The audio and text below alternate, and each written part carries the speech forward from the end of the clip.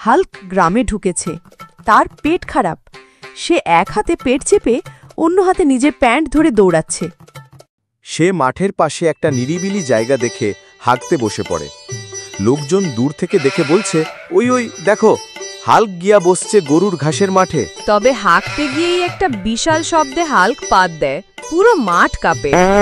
এইটা কি ভূমিকম্প নাকি হাল্কের পাদ? গরু, ছাগল, হাঁস, মুরগি সব ভয়ে দৌড়ে পালায়। এক দাদু বলে উঠল, মাঠটা এখন হাল্কের বাথরুম। হাল্ক উঠে দৌড় দেয়, কিন্তু প্যান্ট ঠিকভাবে পরেনি। পিছনে লেগে আছে কিছু। ছোট ছেলেটা দেখে বলে, মা গো, হাল্কের পিছে ভূত নাকি পটি? গ্রামের সবাই হাল্ককে ঘিরে ধরে, মোবাইল দিয়ে ভিডিও করে। ভাইরাল হয়ে যায়।